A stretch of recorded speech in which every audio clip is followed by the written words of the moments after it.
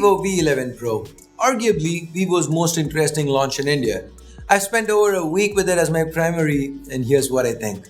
But before we get to all that, if this is your first time here or in case you've forgotten, my name's Ash, you're watching C4 Retech. Card to our current giveaways, links in the description. Please don't forget to hit that bell icon if you do end up liking what you see. All that said, let's get started.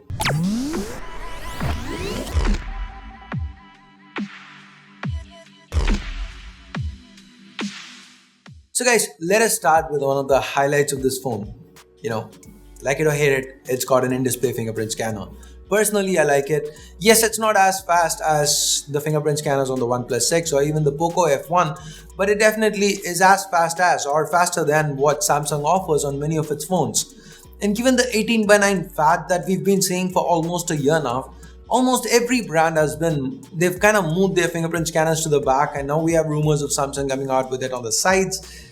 The V11 Pro, while using it, I started to remember why I loved having the fingerprint scanner to the front. It's just so much easier at a lot of times. When you want to check things out, when the phone's at the desk, it's just easier to scan. You don't have to pick it up.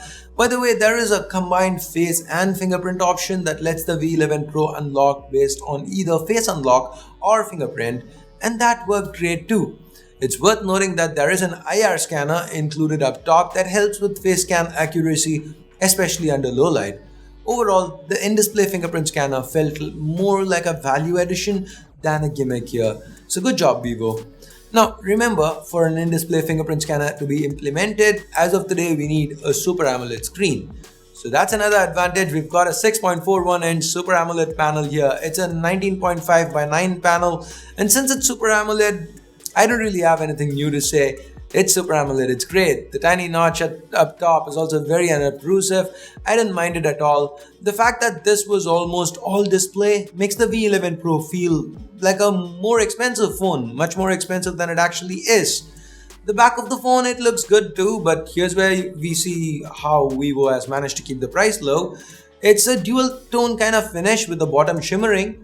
It doesn't feel premium in hand since it's plastic, and it also happens to get a ton of smudges, but it does feel ergonomic. The curving sides and the all-display front mean that despite a humongous 6.41-inch display, the Vivo V11 Pro feels very easy to use. The 155-gram weight, the 7.9mm thickness, they help too. Now, the internals have been one area where brands with an offline focus like Oppo and Vivo have traditionally compromised. But thankfully, that's not the case here, not on the V11 Pro. We have a very powerful Snapdragon 660 chip. The 660 performs like a flagship chip from a couple of years back. It's an upper mid-range chip and it can easily handle a full HD plus display. Now the V11 Pro runs on FunTouch OS 4.5 based on Android 8.1 Oreo, and FunTouch OS is very iOS inspired. But it's not just an iOS ripoff, because just because it looks like iOS doesn't mean Vivo hasn't put in any effort. It's not a copy paste. In my time with it, once I managed to get used to the basics, like needing to pull out that control center or command center to adjust brightness or quick toggles instead of pulling down the notification bar, I kind of started liking it. I will not go as far as to call it my favorite interface, but I definitely wouldn't call it a bad interface either. Thanks to the software and the excellent hardware, the V11 Pro was responsive and snappy for the most part. The gesture-based navigation was what I ended up using a lot. It was good, again, not my favorite, but it was quite good. I could get used to it. So overall, with regards to software and performance, there is a learning curve here, yes, but once you've put up with it in time, you will learn to appreciate what the V11 Pro has to offer. Another area where Vivo's done well is with regards to battery life. We have a 3400 mAh battery and on paper 3400 mAh battery, a powerful 660, a large 6.41-inch panel. This should result in a just about average battery life, but the V11 Pro did much better. It easily got me through a day on a single charge. I ended most of my days with at least 20 to 30% juice left. If needed, Vivo has support for dual engine fast charging. That's what they're calling it. They claim it's super safe. But what I do know is that this is an 18-watt charger and it gets the phone from 0 to 50 up in about 30 minutes. So it is super fast. And before we jump into cameras, let's look at the miscellaneous stuff. Cell reception, call quality, no issues. Single loudspeaker, very loud, no distortion. Headphone jack, present and accounted for. Outputs clean audio. The regular V11 is not sold in India, only the V11 Pro is sold, at least as of now. That's 6 gigs of RAM, 64 gigs of storage with a dedicated micro SD slot for expansion. That's amazing, right? With all that said, let's now move on to cameras. First, we've got a 25 megapixel selfie camera in here. It's got a bit of AI thrown in for beautification. There's also a bunch of AR sticker options.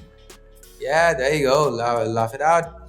Anyway, there's also some portrait options with lighting. Here are a few more examples. Now the selfies do turn out well. I did end up liking it. Now let's talk rear cameras. Here we have a 12 megapixel primary sensor with dual pixel autofocus, 1.28 micron size pixels and an f1.8 lens. This is coupled with a 5 megapixel secondary depth sensor. Under good light, the V11 Pro shoots beautiful images. There's a lot of detail, nice bokeh and rich colors. The dynamic range is quite impressive too. It's worth mentioning that the AI scene recognition works well. Here are a few more samples.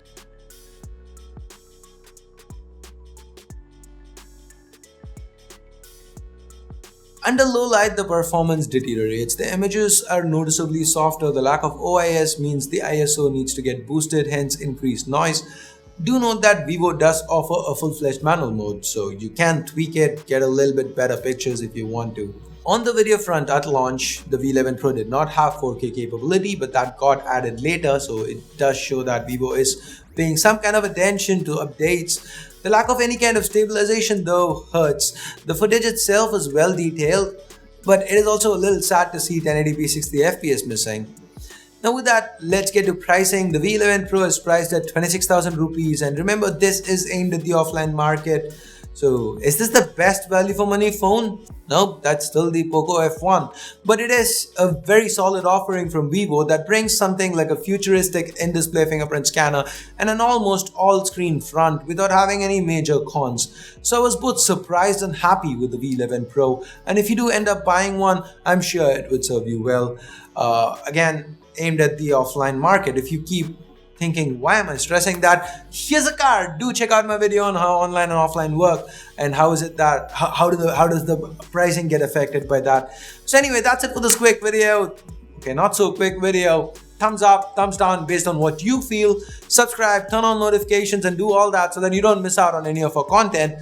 And now it is time I bid you adieu. Thanks a lot for watching. Till next time, my name's Ash. You've been watching C4 Retech and I'm signing off for now. You guys have a great day.